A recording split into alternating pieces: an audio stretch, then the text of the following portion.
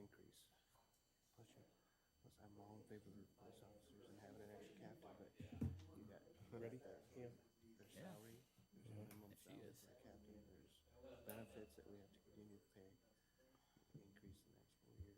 Present. It's present. He is not present. Okay. Well, supposedly it's coming. Yes.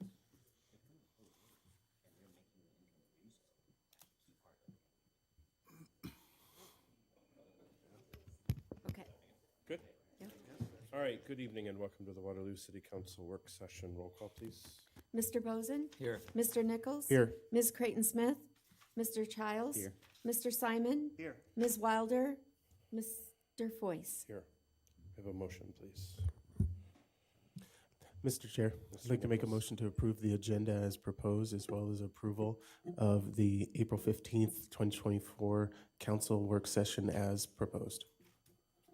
Second. We have a motion and a second. All in favor? Aye. Opposed? Motion carries. First up, we have a discussion of moving animal control to the police department. Chief, welcome. Good afternoon / evening. We were asked to examine or explore the possibility of moving animal control under the umbrella of the Waterloo Police Department. We put together basically a budget proposal, some numbers and kind of what that'd look like. As we explored it, we found basically we want to kind of try to build it. We're short animal control officers now and it's kind of a rebuild. So some of that's included in here. Currently, it's assigned under the Public Works Department. All Randy, Ben, Damien officials, and Sheila staff and all work on it. They have 2 full-time staff, 1 full-time member currently, and then they have some part-time people throughout the year. If you go to our city webpage, and that doesn't turn out as well as it did on my screen, but if you go to the city webpage, if you look, it's listed under public safety. It's not listed under public works. Animal control is listed under public safety, so there is confusion. They call the dispatch center a lot for animal control issues. They call us. There's just some public confusion as to who to get a hold of. I know the number's listed, but that's, when people have a problem, they call 911. Hey, there's a dog loose, there's a cat loose, and there's confusion there, and sometimes things get lost in the shuffle. To move them under the police department, there'd be some efficiency in services. Under Public Works, they don't have authorization at the federal level to get into some of the databases we can get into. If they're signed under the police department, they would now be able to do that because the CGI criminal justice information is protected, but our employees of the police department can have access to it, much like the records division, the property division. They'd be just a civilian division under us. They'd be able to use some of our resources to help them better locate animal owners and conduct investigations. It would increase the cooperation between the two groups. Right now, we just don't see a lot of them. There's just not a lot of crossovers, so we don't know what they're doing. They don't know what we got going on. We're pretty quick about sending animal stuff their way, but if they're out on a call that might be a danger to them, we don't know where they're at. We don't know what they're doing. There's pretty much no communication in those events. So assistance to be more readily available if they're within the PD, working under the guise of the department. Because we are 24/7, we don't go home at night or on the weekends, the coverage would be better. We would have coverage 24/7. So if somebody called dispatch with an animal control issue or called the animal control number with an animal control issue, we would determine whether we're going to call an animal control person in to handle it or whether it's something an officer can handle on their own, depending on what it is. A wild biting dog, we're going to get that taken care of as quickly as we can. But something else, that could hold, we'd sit on that and make those determinations.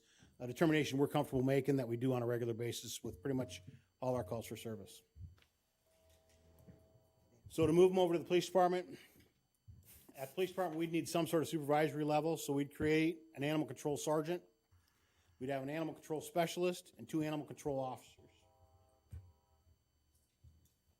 Kind of the duties that break down is the animal control sergeant, the police part of it, the sworn member, would really help with the legal aspects, getting stuff ready for court, helping Attorney Peterson with trial preparation, getting citations issued, doing those kind of things. And he'd also provide a safety backstop.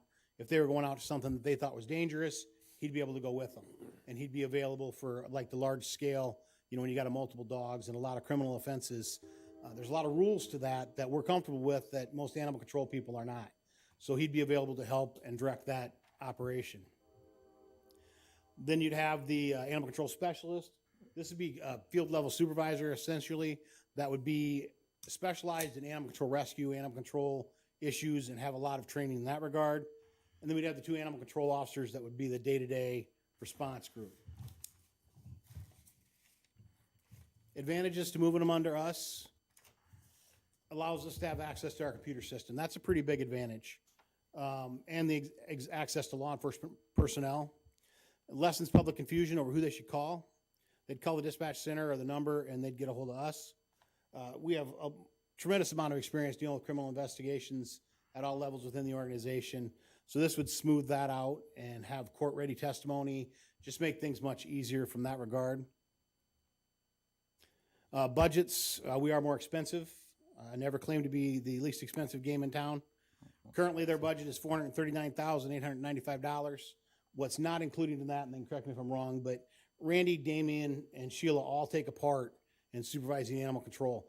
That's not included in that budget. So there is pieces not missing. Even if you think a third, and a third, I mean, it adds up pretty quickly. It also doesn't include Element software, and I'll let them speak to that. Under us, it would include 1 police sergeant, the animal control specialist, 2 animal control officers. The $100,000 to the Humane Society is a given, no matter which one of us. You got to pay the Humane Society the $100,000. Then we'd have overtime, training, equipment, and some miscellaneous stuff we'd need on our end to get them set up. A couple things that weren't in this show. Captain Duncan did a quick review of this. Of the 9 agencies in Iowa, 3 of them contract with somebody. 9 larger agencies. 3 of them contract with somebody. The other 6, 4 of them are within the PD, under the PD umbrella. Some of them are actual PD officers. When Cedar Falls left us and went over there, they're handling it with their fire personnel, their police personnel, with their public safety personnel.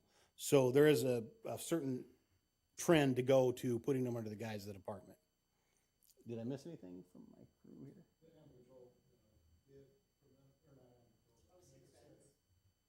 Yeah, I didn't have that in here, but. It's on the bottom of the slide. Was it? Oh, okay, yeah. Animal Control bid it at $650,000 for Cedar Bend to take it. So they'd be a little more expensive than we would be. And they would not gain the access we would have. They wouldn't have all the efficiencies that we would have.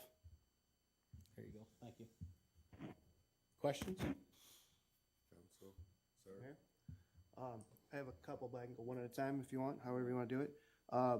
You had said that sorry, I got questions. No, you're good. I'm not saying I'm against it, I'm just saying I'd like to have some Oh, questions. no, there's lots of answered. questions to be had, so.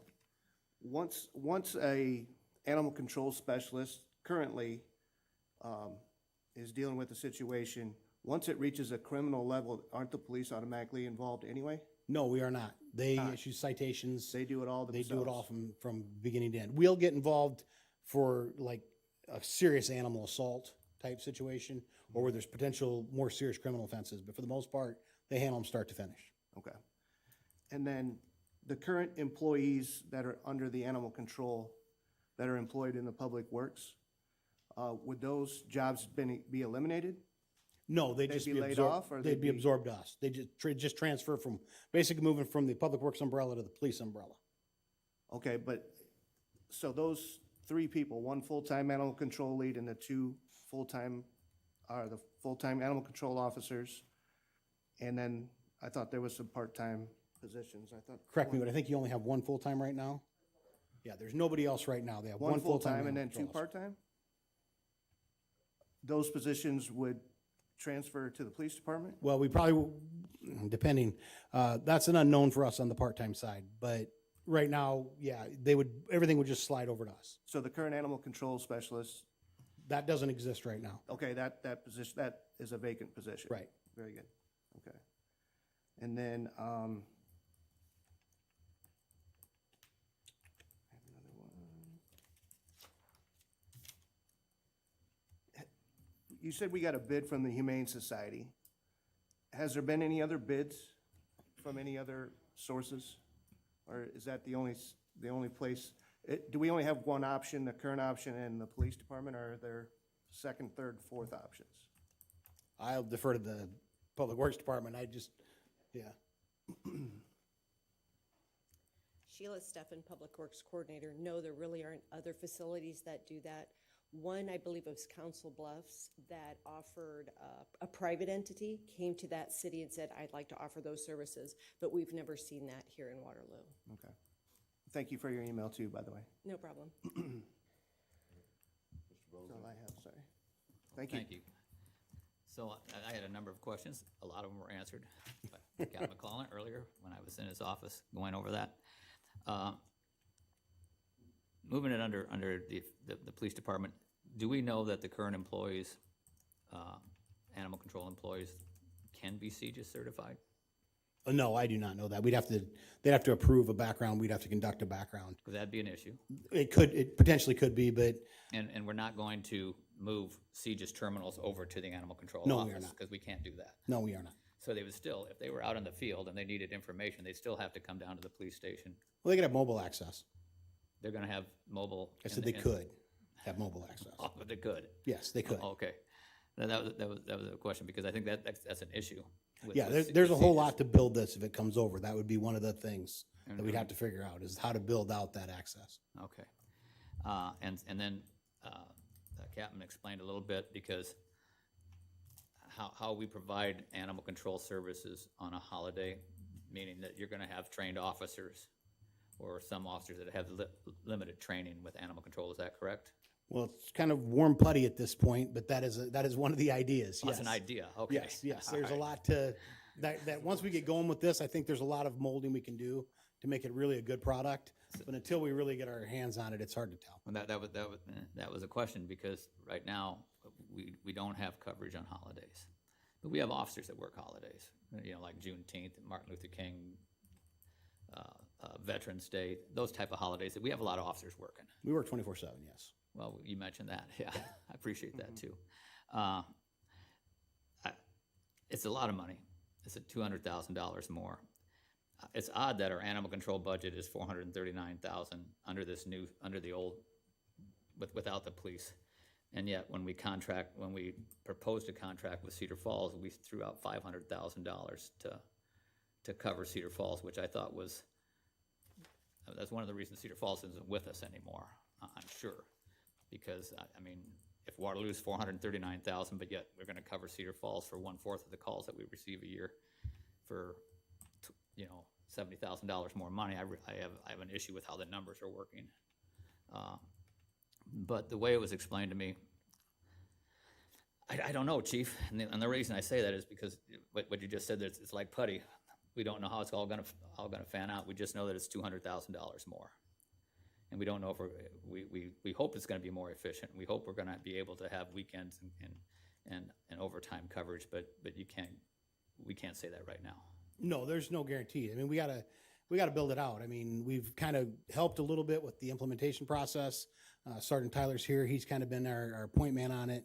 But until we get it and figure out where we can share services, where things can go together, whether they can use our communication system, body cameras, I mean, there's just a whole lot out there to figure out. But I do think it would be a safer situation for them being involved with us, just because of the knowledge of where they're at would be easier than Right. what it is now. But they do have the ability to call you at any given time. They do. If they don't feel safe out there. Yeah, they do. And we would have to add onto the Axon contract to create more body cameras. We would have to add more cameras, yes. Right, okay. All right. And more radios, and yes, there's some stuff built into there that if it doesn't happen, obviously you save a little money. So on the $636,000, body cameras and radios and all that stuff is built in? For the most part, those costs, I mean, if there was more than that, it's not gonna be by a big amount, and we can absorb that. The initial cost for all of this, there's gonna be some things that come up, cameras, things like that. But then year two, we will have taken care of. Can you re-elaborate what he just said so that? Yeah, we sure. get that on the record? Most of those costs were included in there, but we can't predict what everything's gonna be, so if it's gonna go over that, it could be over a little, but they should be able to be absorbed within our budget. And what hours would that animal control sergeant work? Probably primarily daytime hours, basically, because that's when animal control works. But is it 5 days a week, 8 hours a day, or is it 4 days a week, 10 hours a day? Like your training schedule, or is it 5 on, 5, 10 hours on and 4 off? Again, moldable. Right now, he's on 410s, so it'd probably start with that and see how that went, but it may go to 5/8. But if we went 4/10s, we'd have at least 3 days a week, we wouldn't have sergeant coverage. Correct, yes. Okay, that's all I have, sir. Yep. We haven't heard warm porridge yet. Yeah, warm porridge. Oatmeal. It's a little more solid than porridge or oatmeal, but it's more like ice Who cream. hasn't Yeah, asked somebody yet? else wants Let's to go question. here, then we'll come here. So I just had a question regarding the Elements software and reporting. What was, if we could estimate what those software customizations were, because I imagine it's an expense on that public works side, and then what are the reporting requirements, and kind of how would that happen under the police department side? Sheila Steffen, Public Works Coordinator. Well, under the element side, unfortunately, I don't have hard numbers on that side because one of the customer reports that we wanted to generate now, which were just basically call types for a given date range, that customization was going to be almost $1,800. But Elements is a work order process, not necessarily a reporting structure. So we're in the beginning phases of that. So we're just beginning, if this is something we needed to do and wanted to generate reports to determine where everything was being spent, where the calls were coming in during the day, at hours, after hours. Those reports all have to be created. So we're just starting that path with Elements. So during these discussions with the police department, we kind of backed off on that and thought, if their software already provides that information because they're already making calls and can generate that data, we weren't going to move forward with that. So I don't have any hard numbers. Okay, well, that answers my question. Thank you. Thank you. Mr. Childs. Thank you. Just a few questions. So first question is, do these officers have to be sworn in as police officers? The supervisor, the sergeant would be a sworn police officer. The animal control officers, no. Okay. And then second question, does this extra amount fit into your already calculated budget? This is funded out of, Out of sanitation. So the increase just comes out of sanitation funds? correct. Okay. And then I forgot my last question, so I'll remember it later and ask you. Perfect. Thank you. All right, anyone else before we go back to Mr. Simon? Mr. Simon? I'm getting the feeling this is something you guys want to do. Am I right? You guys aren't fighting this, you're embracing it, am I correct? It was brought.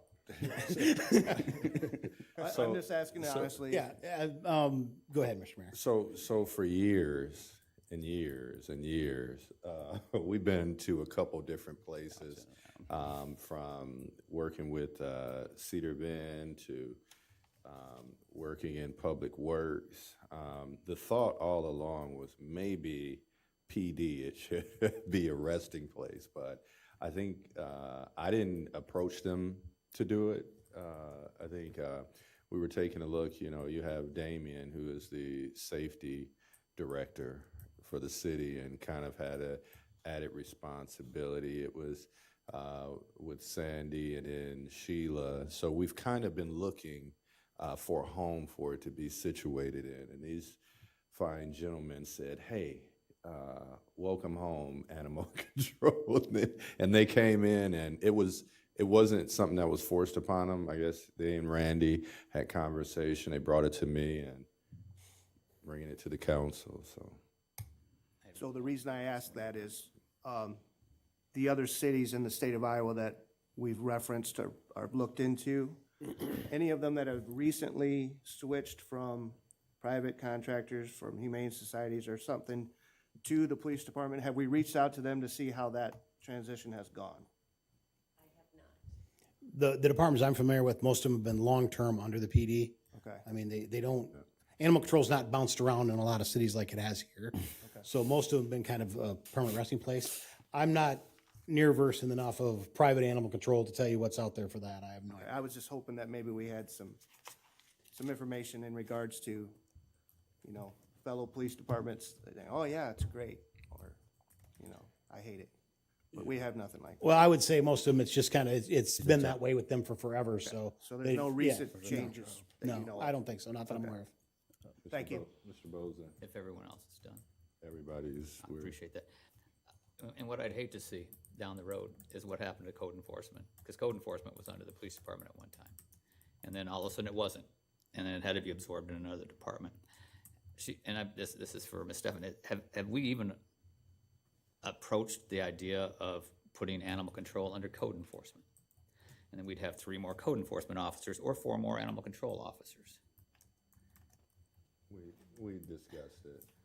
And what was the gist of the discussion? Yeah, what was it, the different bargaining units? There was a lot more to be discussed. They just have to be out of the unit for so long before they can get into another unit. It was a lot more discussed. Moving And parts. we can, I mean, still have some of those conversations, but right now, It seems to me too, that part of the discussion was on hours, because I believe code enforcement is 8 to 5 Monday through Friday, and I thought there might be some hesitancy there with animal control running a 24/7 shop. That's where it's tended to blend better with the police department than code enforcement itself. I think there was some issue on that front. But it would be nice to pick up more code enforcement officers and more dedicated animal control officers. Right, so we kind of entertained That's why I brought that it up. idea. no, we actually discussed it. Yeah. This one, we probably have to move on a little bit more quickly, but good point. Thank you, that's all I have. Council? All right. Thank you. Thank you, Chief. Thanks, everyone. And I think we are, was it 4:15? Is it online or is it in person? I think folks will be here. Do we want to recess while we do it? When are they up? 4:15, 7 minutes? I'll move to recess. unless we want. Second? A motion been made with second. All in favor? Aye. All right, we're recessed. We're usually swayed.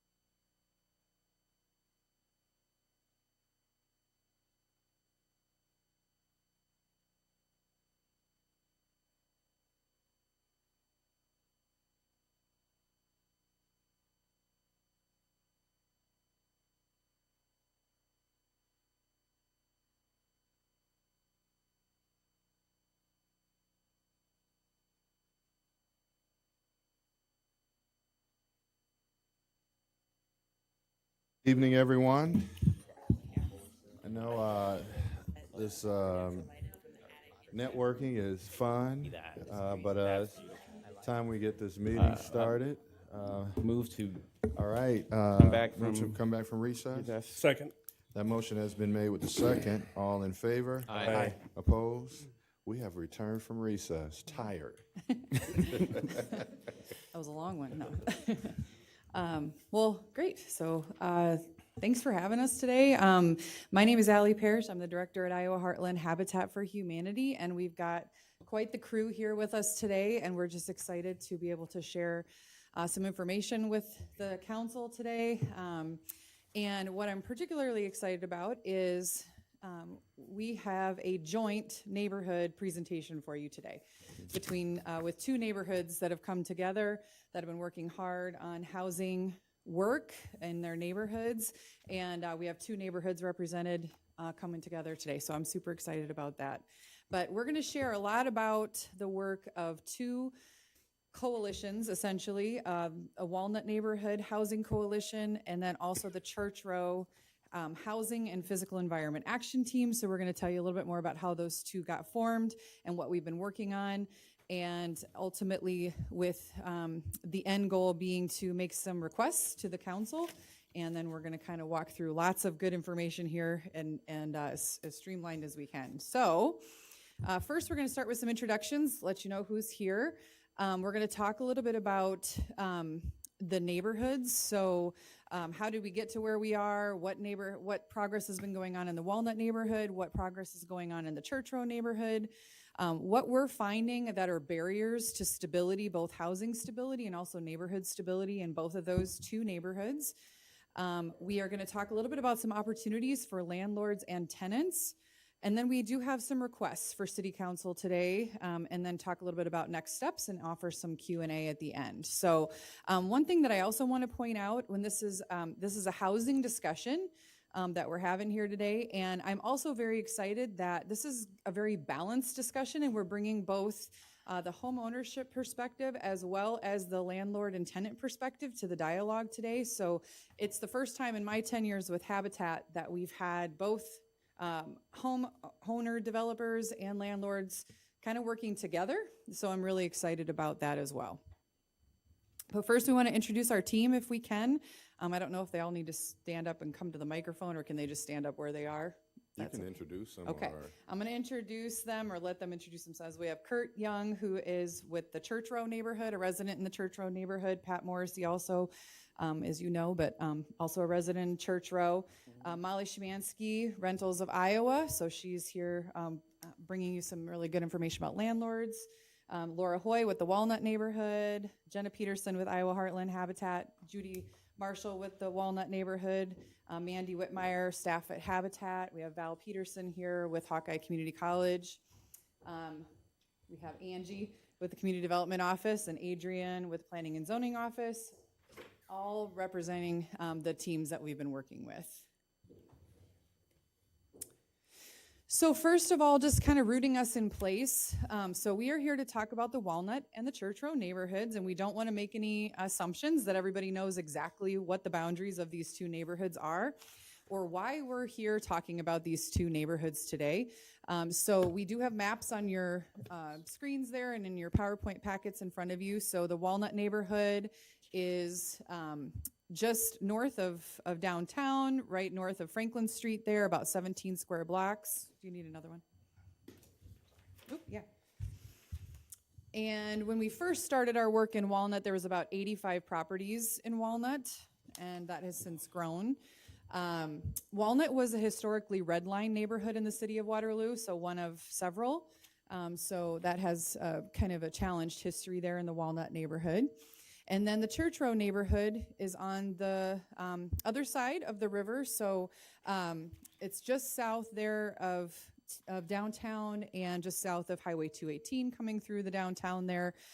Really was kind of cut off from downtown by that 218 development there several years ago. But Church Row is about 1,400 properties, so it's exponentially larger than the 100 or so that are in Walnut, and it's about 6.5 times the geographic size of Walnut. So just to help us kind of understand, Church Row's history is a little bit different. Church Row was not a historically redlined neighborhood. However, in the farm crisis in the 1980s, Church Row, before that time, Church Row was primarily home ownership in that neighborhood and some really beautiful historic homes, but had a more of a stable environment there in the neighborhood and was probably closer to 68 to 70 or so % home ownership. And then in the 80s, during the farm crisis, Waterloo lost a lot of its population during that time. John Deere laid off a lot of workers, Rath Packing closed, and Church Row lost a significant part of that population there being so close to downtown. And that's when we started to see the shift in Church Row. So now today, it's about 74% rentals versus the home ownership side. So that's where we've seen a lot of the distress. So with Iowa Heartland Habitat's work, we have really embraced this idea of holistic neighborhood revitalization and really have partnered with folks that were doing this through a model called CCDA, or Christian Community Development in the Walnut neighborhood. Both of these philosophies are really aligned around what we call asset-based community development. So when we think about asset-based, we think about the idea of focusing on the strengths in a neighborhood, what are the assets in the neighborhood or gifts, making sure that the residents are at the center of the planning, of the conversations, that we're not just doing a lot of things to the neighborhood without the residents being involved and really telling their story and their experience. But then moving toward that collective action. So residents working with partners that have identified that they're willing to help or have some skills that can help, and then really working together toward that goal of an improved quality of life and a better sense of well-being in those neighborhoods. So this is not just a random thing that we're doing. This is a really proven process and something that we've been excited to be a part of and join up with the Walnut neighborhood first, and then been now trying to take that same model into the Church Row neighborhood. But the idea is really neighbors and partners in action. So again, considering the local strengths of the neighborhood, of the place, as the building blocks of sustainable long-term development. Again, planning, strengthening the neighborhood through resident-driven planning. So a lot of times in neighborhoods that are distressed, things happen to the residents, things happen to the neighborhood and not with the neighborhood and not with the residents. And we wanted to make sure that that's not happening that way in these two neighborhoods. And then just reversing disparities. There's a lot of historic neighborhood economic and housing disparities in Waterloo, and so our effort is very much in trying to reverse those disparities and bring justice to the neighborhoods that we're working in. So a little bit of progress update on the Walnut neighborhood on the housing side specifically. So we did form a housing coalition in the fall of 2016. That included folks from the neighborhood, so residents and members of the neighborhood association. JSA Development has been a partner in that, the City of Waterloo, and then Habitat. And since January 2017, housing completed or in progress in the Walnut neighborhood in just these few years. We've had 2 historic rehabs by JSA, 18 new construction by Iowa Heartland Habitat, 14 full rehabs by Iowa Heartland Habitat, 14 critical home repairs, and then 1 joint critical home repair between the community development and Iowa Heartland Habitat, for a total of over 49 houses built, improved, or in process in 7 years, and over $7 million invested in housing in that neighborhood since 2017. Most of that's come from local funding too. We don't take a lot of government funds for this work, so a lot of that's been a lot of local support, local funders, which is really exciting to see. So we're just gonna show you some pictures of some of the transformation in Walnut so far. This is a JSA project over there on 3rd Street, just one of 2. They're side by side. We don't have time to show you all the pictures, but some fun ones. Some new construction here on Almond Street that were Habitat projects. A rehab on Almond that is closing, listed for sale here, closing pretty soon. at the end of May, so we're excited about that. This is also the first neighborhood that Habitat has really gone to more of a mixed income approach, so we're not just doing just affordable sold to Habitat families at 0% interest, but we're also doing some market rate renovations and selling them outright to help bring up the market. It's easier for us to lose money than it would be for a for-profit developer, obviously, to do that. So this is one of our rehabs on Almond. This is a coming soon rehab. If you guys are familiar with the big house on Clay and Almond Street there, this is one that Habitat owns and is in process here, coming soon. Clay Street, another big rehab. That one we actually got from the city for through 657A. We're able to save that house. More new construction here on Clay Street. New construction and a rehab, historic rehab actually there on Iowa Street. A lot going on in the Clay and Almond, or Iowa and Almond corners as well. So a little bit, I know we're moving through it quick. We got a lot to talk about. So that's a little bit about the Walnut progress. So we're gonna now switch gears to the Church Row neighborhood housing progress.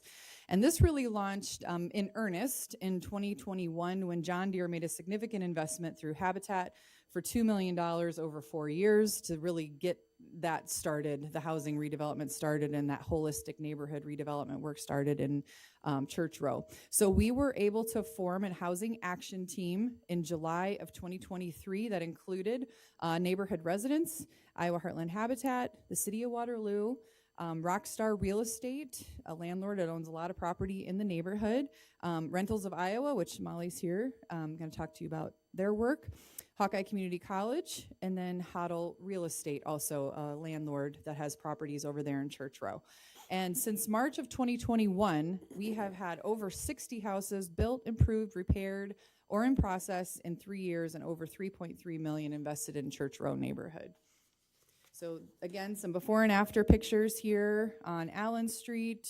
The before, this was one that we did partner pretty heavily with the city of Waterloo on. You guys were able to acquire that and then help to remove asbestos, remove a lot of brush, remove junk out of the home. This is a really great example of a partnership project for us. Allen Street, the corner of 3rd and Allen, if you guys haven't been over there, I would encourage you to go. This is where a lot of this is going to be visual, what's happening. But this was the condition of the house when we bought it. There were 2 renters still living in there when we got this house. And this is today.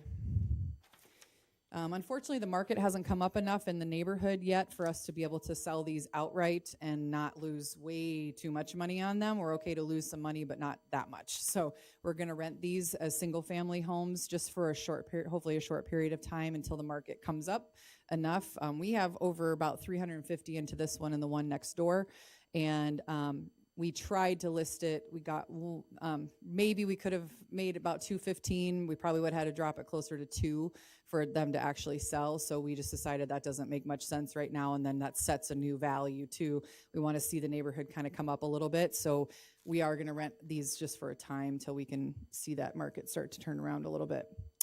This is the inside of some of the Allen Street houses. Again, another exterior there on Allen and 3rd.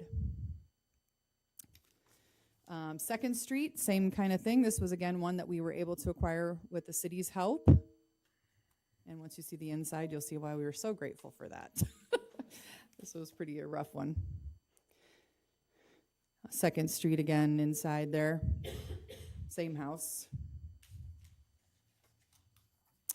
And then some one new construction on the left side there, the red house on 2nd Street, and then another big remodel there on below on 2nd coming soon. Those will actually be sold to both the red one was sold to a Habitat family and the 2nd one will be going soon. So this is exciting too. So Rockstar, so Tyler with Rockstar Real Estate was able to send a couple of before and after photos too of some of the rentals that they have also did some significant improvements to in the Church Row neighborhood. And I think this just demonstrates there's a lot of very good landlords out there also that do care about their properties. So this is exciting. On 3rd Street, again, more renovation happening, coming soon. And then 4th Street there, that big house with the white pillars, that's coming soon as well as a Habitat project. All right, so now Kurt is going to come up and tell you a little bit about some of our barriers. So when our work groups have been meeting, the Church Row Action Team has been meeting once a month for the last year, essentially. The Walnut Team has continued to meet. We have met once a month for the last 7 years. And so really in the last year, we have tried to collectively come up with what we're seeing as some pretty significant barriers to housing stability in both neighborhoods, and barriers to neighborhood stability in both neighborhoods. So Kurt's going to tell you a little bit more about those barriers. I don't know, what do you want? I can advance it. Is it just about Yeah, here, just right? about. Okay, all right. Good afternoon. I live at 825 West Third Street, on West Third, right across from this young gentleman over here. My wife and I moved into our house, I'm just gonna give you a little quick background, 9 years ago. It's gonna be our forever home. So obviously we wanna try to improve our neighborhood, so that's why I'm involved with this, and maybe for longer too. I've been approached about that already, so this might be an ongoing project for me, so there we go. Bear with me for a second here. Okay, so housing barriers and stability in Walnut and Church Row. Achieving a balanced ratio of 66% home ownership to 34% rental is crucial to fostering a stable neighborhood. Disparities in these ratios can lead to various challenges, including economic imbalances, increased transiency, and depressed property values. Housing barriers to stability, condition of rental properties, issues such as absentee landlords, lack of landlord accountability, and unregistered rentals contribute to deteriorating rental properties. A lack of tenant education and responsibility further exacerbates the poor condition of rental properties, highlighting the need for comprehensive measures to promote both landlord accountability and tenant empowerment. Housing barriers to stability in Walnut and Church Row. Infill zoning restrictions. Zoning regulations often impose restrictions on infill development, limiting the ability to create new housing within existing neighborhoods. Examples include minimum lot size, setback, parking, and use requirements. Housing barriers to stability in Walnut and Church Row. Depressed property values and developer gaps. When property values decrease, it discourages investment from both individuals and financial institutions. This lack of investment makes it challenging for developers to secure the necessary funding to improve distressed neighborhoods. As a result, the area remains stagnant and perpetuating a cycle of neglect and making revitalization efforts much more difficult to achieve. Housing barriers to stability in Walnut and Church Row. Financial literacy and predatory lending. Limited financial literacy among potential home buyers means they might not fully understand the terms and risks associated with borrowing money to buy a home. This makes them more susceptible to predatory lending practices, where they are taken advantage of with hidden fees, high interest rates, and unfair terms. This can lead to financial distress, foreclosure, and instability in the neighborhood as homes are left vacant or sold at lower prices. It also means renters may lack the education they need to transition to home ownership. And housing barriers to stability in Walnut Church Row, affordability and access to capital. When individuals face challenges related to affordability and access to capital, it limits their ability to buy homes or invest in their neighborhoods. And as a result, there may be fewer homeowners and fewer people investing in maintaining and improving properties within the neighborhood. Ultimately, this imbalance can contribute to the overall attractiveness to the neighborhood, declining, impacting property values and community well-being.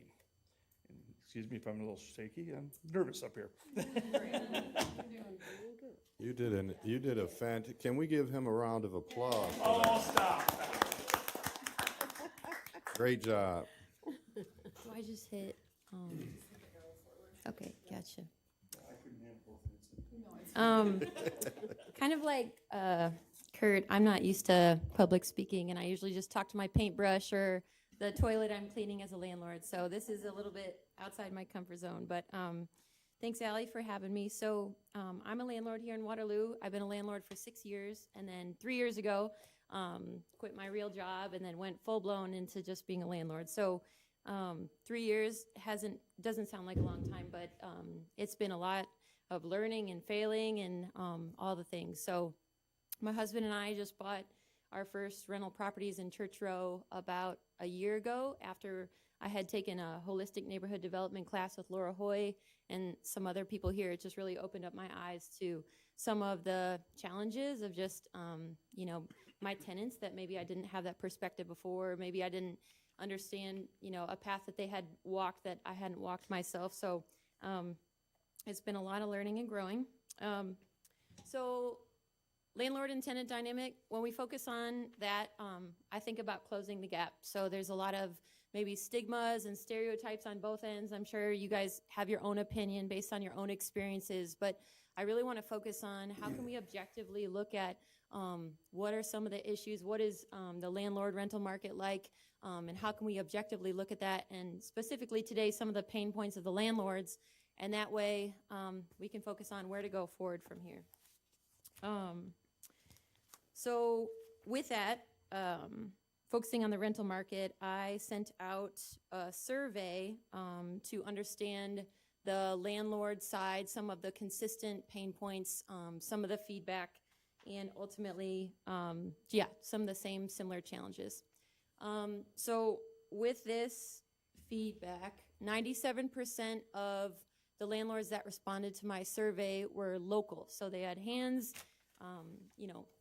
on their properties, they had boots on the ground, they're very aware of the things that are going on, because I know that a lot of challenges about landlords can be if they're out of town. So I was really glad that we had a lot of local response and participation. 80% of the responses were landlords and owners such as myself, who is the landlord and also managing the property. And then 20% of those responses were property management companies that were overseeing the rental for the landlord. So there's a big difference in that. I'm sure you guys are all aware of that difference. So the survey represented 1,611 units in Waterloo that were accounted for. So a pretty good sample size. To be honest, a lot of the landlords are like, I'm not taking that survey, and they're, educating me. Oh, you're so young, you're so naive. And, there's a longstanding history of why I'm not going to do that. And so while, that's their opinion, I'm here to just help it move forward, because there are some inherent challenges, and the only way to fix them is to look at them and strategize how we can move forward. So for number one, 53% of landlords responded that tenants were unaware of how to properly maintain a home, which is important, because if they become homeowners someday, you do have to know some of the nuances and intricacies of, caring for a unit.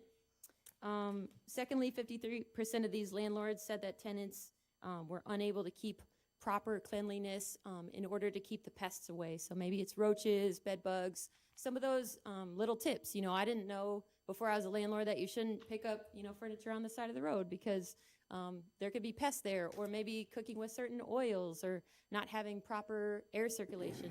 Some of those nuances that, unless someone to teach you, you just don't know. 43% of the landlords said that little issues turned into big ones when tenants didn't communicate in a timely manner. Again, tenants just were unaware maybe that little issues can turn into big ones, and just the cost behind that. For number 4, the landlords said that 12% of tenants by the end of the month, so by the 25th of the month, 12% of their tenants still had not paid rent. So that's significant, depending on your financing as a landlord. And your mortgage that you're carrying was a challenge that the landlord said. Number 5, 46% of landlords said that finding qualified tenants was a big issue. Maybe that's based on their income, maybe it's based on their background check, maybe it's based on their credit score. Certain landlords have certain qualifications that they'd like to meet in order to make their tenant successful and them successful. So qualified tenants was a really consistent issue that they listed. 33% of landlords said that tenants were unable to identify issues within the rental unit, and so in turn, that had some inherent costs. Other consistent statistics, I could share a lot, but these are just some things that stuck out to me.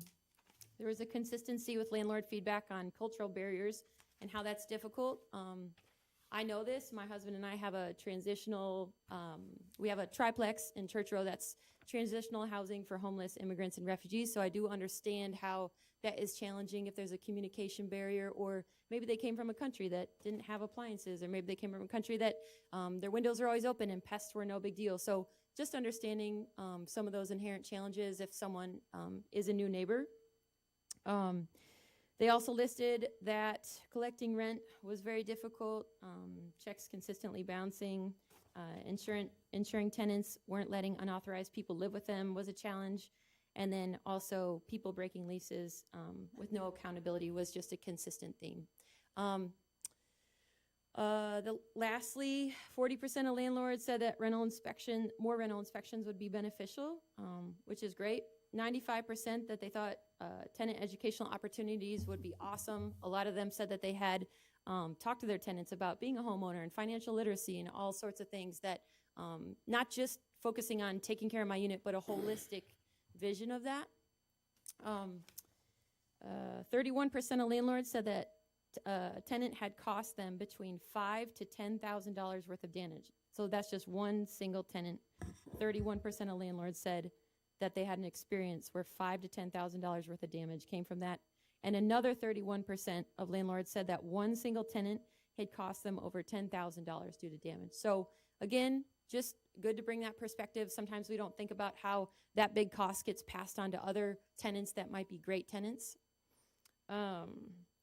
Majority of landlords shared that their tenants didn't necessarily understand the financial implications of a mortgage or the financing behind owning a home. And so maybe some of their tenants thought that they were taking the payment each month and just pocketing it, when in reality there's a lot of costs that go into that they didn't understand. And lastly, it was just, I thought, worth noting, I found it interesting that a lot of landlords listed that the court inconsistencies with evictions made it difficult for them to relay expectations for their tenants because of those inconsistencies. So again, I know these are really nuanced. I know they're complicated. It's not black and white, but I thought it was worth mentioning. So we don't have a lot of landlord training opportunities here in Waterloo that I know of, and a lot of landlords responded that one way they could be supported is by having opportunities for training. Right now, you can just go buy, a $25 rental permit and buy a house, and you're good to go, and that's pretty much it. So that's not really setting them up for success.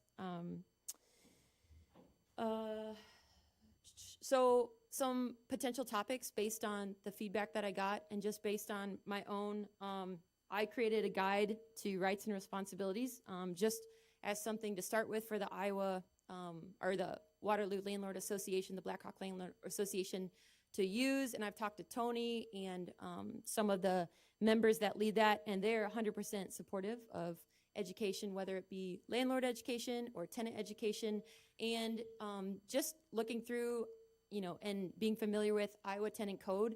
These are some things that are really important. Now is consistency that landlords said that tenants don't know their rights and responsibilities, and it's really important for them to know that.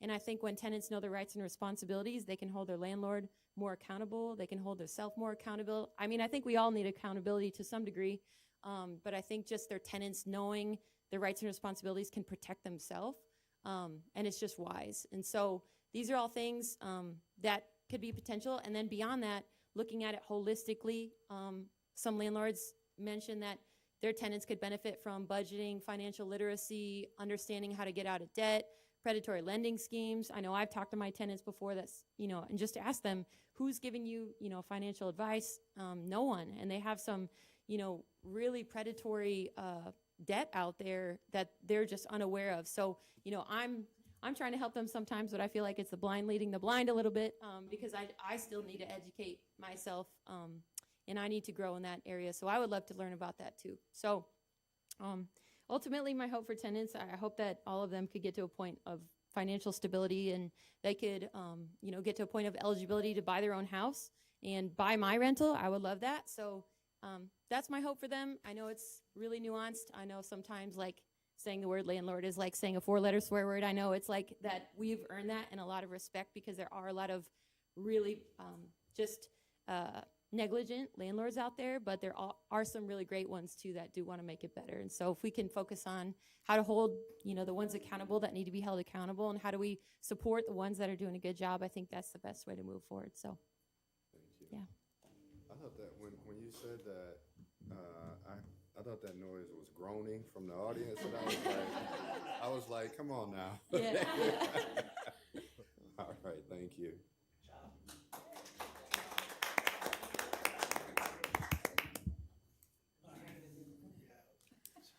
Hey, they might be able to figure this out, who knows? All right.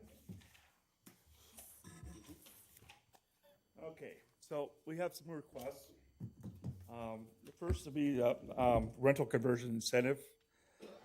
Number one, a proposal, create an incentive program to encourage the conversion of rental houses back to single-family homes, to move forward to the goal to have 66% home ownership in distressed neighborhoods.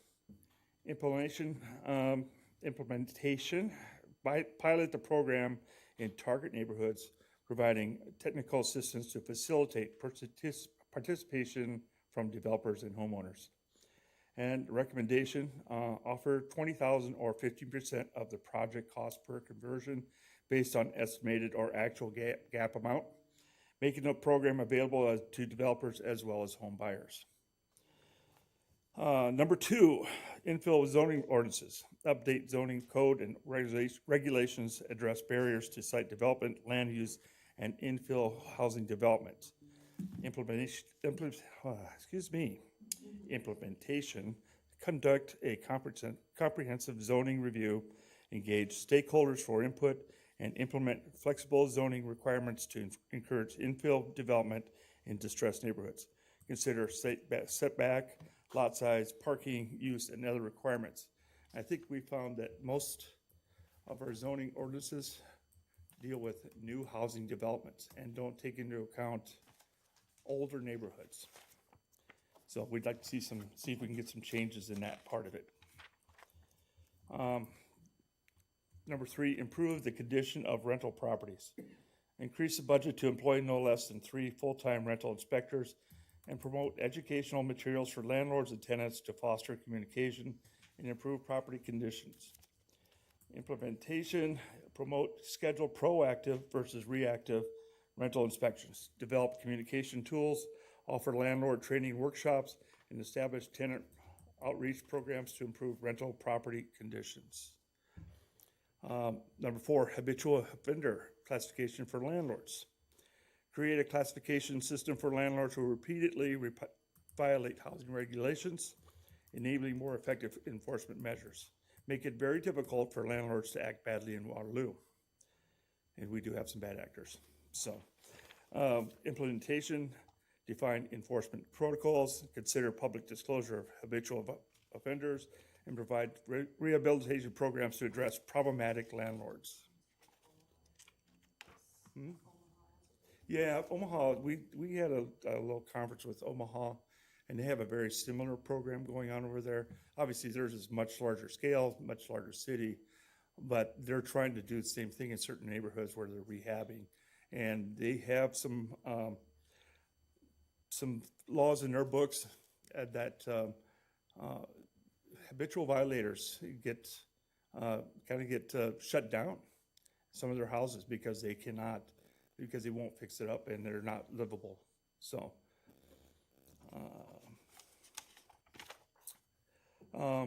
residential TIF districts. Proposal, establish residential tax increment financing districts to incentivize investment in housing and neighborhood revitalization projects. Implementation, target investment strategies, allocate funding for tax increment financing, and establish community benefit agreements to revitalize residential TIF districts. And there is a link down there for you if you want to take a look at that at some point. Request the city council prorated fee structure for local versus out-of-town rental housing investors. Proposal is to increase the overall rental fee from $25 to $50, then implement a fee structure that adjusts fees based on whether rental housing investors are local or from out of town, charging out of town investors more. Implementation, define fee differentiation criteria for local versus out of town, offer lower fees for local investors and higher fees for out of town investors, and allocate revenue generated to fund housing and community development initiatives. Recommendation, consider adding rent increase restriction also. And the last one, housing strategist position. Create a new position within the city dedicated to housing strategy. Implementation, define job responsibilities, identify desired qualifications and expertise, and allocates resources to support the establishment of the housing strategist position. And I'm on my last reading, so there you go. So the last thing we just want to talk about is just kind of a statement to embrace the fear of change with courage and action. If we do that together, we honestly feel that we'll propel Waterloo toward progress and transformation, forging a brighter and more equitable future for all. You know, change is hard and it's scary. We've suggested some pretty significant changes and recommendations. But I think what we have to understand is that we didn't get here overnight. And we know it's gonna take a long time to undo what's been done, but we have to start somewhere. And we feel like these recommendations would help to stop the slipping and falling and continuing to go in the wrong direction, and would actually help to propel us in the right direction. So we just would like to ask the council to be bold and take some risks. It might be scary, but just be courageous and join us. So we would like to ask for a potential meeting, another meeting, maybe not a work session, but an actual meeting to discuss all of these recommendations and requests, possibly in June or July. The teams have done a lot of work on this, have done a lot of research, and we'd be happy to answer some questions now, of course. But this is going to warrant, I think, future dialogue and further dialogue. And I think we would just, out of respect to the work that's gone in, we'd love to sit down and meet with some folks just to talk about this more in detail. So we'd like to take any questions that you guys might have now. So any questions on the presentation now? Mr. Childs? Thank you. Thank you for the presentation. It was great to go on the trip with you guys last year when we went around and saw some of these homes in person, especially one with the 4 pillars. Yeah. That one's really cool. I had a few questions regarding assessed value. So as you are building these neighborhoods up, you said the objective is to increase the value, the market value of these homes. Are you seeing the assessed value increase with the market value Yes. in all of the locations? On the new houses. On the new houses. Not necessarily affecting the houses around them, if that makes Okay. sense. So if you haven't necessarily changed your property or done a massive, renovation or anything to that property, we're not necessarily seeing that just, affecting the neighbor per se, and not exponentially. But we are seeing values overall go up with remodeled and redeveloped homes, but not anything that we've heard about, at least so far. And the Black Rock County Assessor's Office has come and spoken to, I know, the Walnut Neighborhood Association in the past and put some concerns at ease around some of that. So I'm thinking for the opposite reason, probably less of a concern for me and more of a I want housing values to go up. yeah, I mean, it's kind of a both and, right? Because I think from the resident side, we hear a lot of fear there around what is this going to do to my property values, which I think is legitimate. Yeah, on the flip side, I would say it's been a little sluggish on the increase side. In the positive way, I think it's been a little sluggish to see those values go up where they need to be. Okay, thank you. As a resident, I'm not that scared of it going up. It means my tax base goes up a little bit too. That's fine. I'm building for my family's future. So if when Linda and I are no longer there and our grandchildren or children want to take over that property, I want them to. Either that or you can summarize what he said for us. Yeah. So I'm not afraid of higher taxes. I'm willing to pay more if that's what we get, if we can get more out of my home down the road. What's your address again? Will? 820. Oh, and so, just so you know that my wife and I have already invested probably close to $50,000 in our house already. Right. We know we'll never get all that back, but Right. it's still our house. You might. That's We the goal. might, yeah, who knows? And we still probably have another 40, 50,000 to invest in it to get it to where we want it to be, because it needs new siding and stuff, so. But I want our house to be something that our children may want to move into someday. Right. I hate to say this, but my grandson calls it the ghetto, although he's just kidding his grandmother crap. But I want them to say, I think I'd like to move in there, when the day comes. Or if they do turn around and sell it, I want them to get something for us. Generational wealth, right? Yes, exactly right. So, and this is what I'm personally for, and I think others in our neighborhood feel the same way. If at some point here we can get a little bit more for our property when we pass it on to our children, then we can do that. Last Charles, question. you got one more? Are you seeing any naturally occurring revitalization happening through neighbors around these properties? Yeah, I think we've really seen a lot of good stories to that end. I noticed them all right now when we're driving by. I'm like, oh my gosh, that one's going and that one's going. So, yes. Great, thank you. Mr. Bozen? Yeah, I appreciate everything you guys presented today, and I really appreciate the webinar last Thursday Yeah. or Wednesday it was. I got a lot of good information, and one thing that got brought up at that webinar, and I see what Habitat's doing, I see what some of these organizations are doing in creating this housing, and as you said, the market value isn't there, but how do we create home ownership in low income and marginalized communities? Because we're pricing them out. We're putting in 30-some homes over at the Edison area, and they start at $287 and go to $330,000. That people can't afford that. Yeah. But so how do we as your group, and how do we as the city create affordable housing, home ownership affordable housing for low income and marginalized communities? Yeah. Well, I started commenting on that just a little bit at the end of that presentation. Yes, you did. Where, first of all, I think that one thing that would be helpful in those kinds of developments in the future is if we could make sure that a percentage was allocated specifically for developers such as Habitat or an affordable housing developer, so that, because with our unique model, we're bringing in the financing too, and then we're subsidizing where subsidizing needs to happen to make sure that that is still affordable for the family, and we've got a lot of mechanisms to do that. The other piece I would say is, we have a huge need for down payment assistance. The workforce housing space, there are families that are falling between that 80 and 120% AMI, which is actually pricing them out of a Habitat home, but not still quite so sufficient that they can just go buy a $300,000, who can really? I mean, $300,000 house.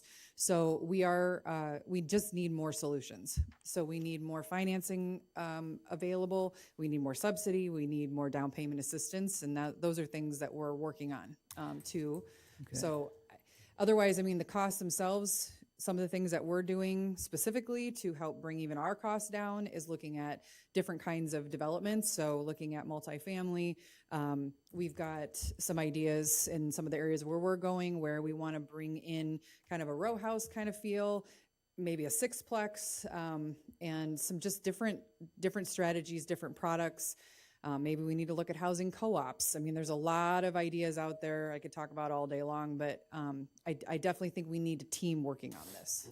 And I think as a city, yeah, that when we are donating land for a large housing project, I don't know why we can't write it into that development agreement that one or two of those lots are deeded to Habitat. And there are a lot of communities that do that. So we wouldn't be alone doing this. Yeah, I think staying up on research too. I know we took a trip to Des Moines to kind of take a look at some models to see about how you can think outside of the box. Yeah. And got a little busy at the end of last year, but there are some creative opportunities out there that I'm pretty sure at one point or other you may bring forth to council to see what level of support there is as well. Thank you. Anyone else? Mr. Mayor? Yes, ma'am. Not necessarily a question, just a thank you, I guess, because I grew up in Church Row. My mom lived right there on Allen Street. And at one point, it was known as the ghetto because all the houses were looking unloved. But now, when you ride around there, there's a new sense of pride, and there's been a shift in the atmosphere. And so, I just congratulate you and the team on all the great work that you've been doing, especially Jenna.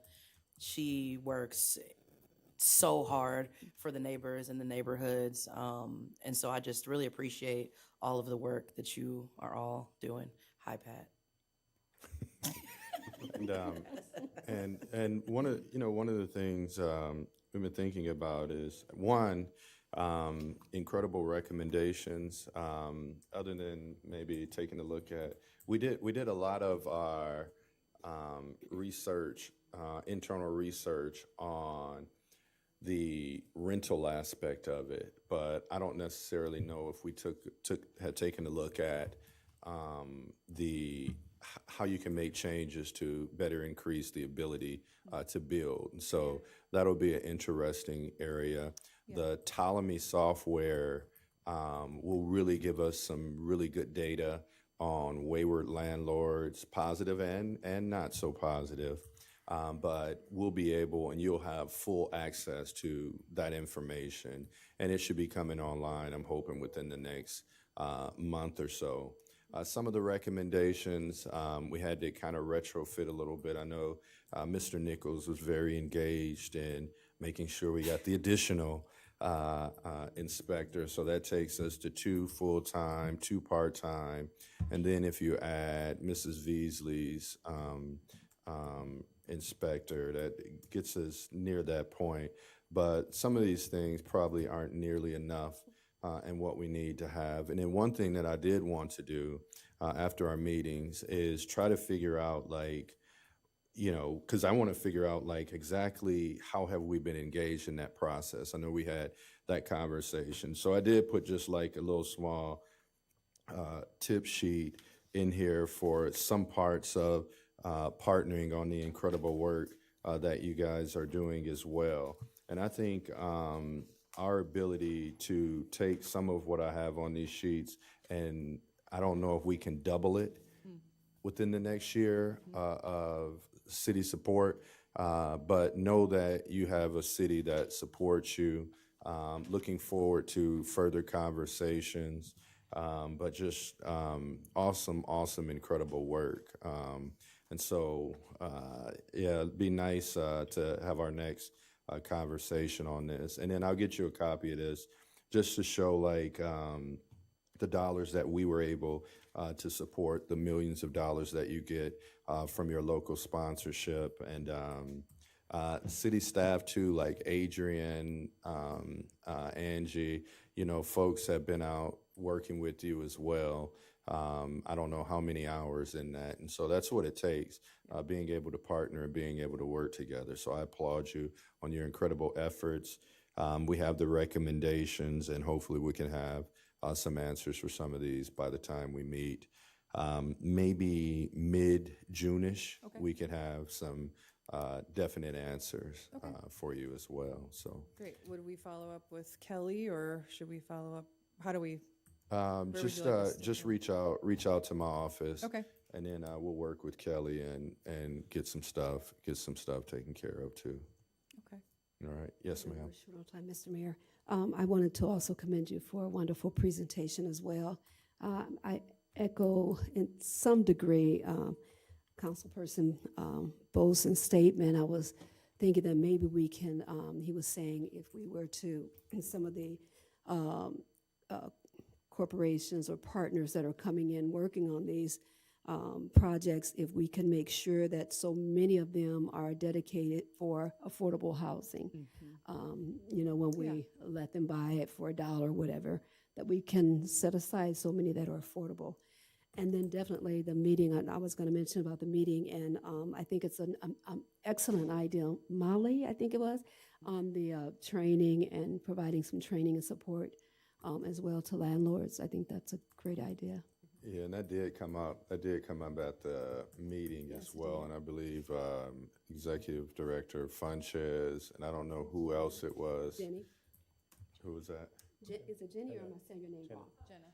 And I Jenna think it was was there. a couple people that were going to get together, so by mid-June, we can really have some of these nailed down for you as well. And Molly's done a lot of legwork creating a really good guide to be able to share. So Okay. definitely make sure Molly's part of that conversation. So, yeah. Sir?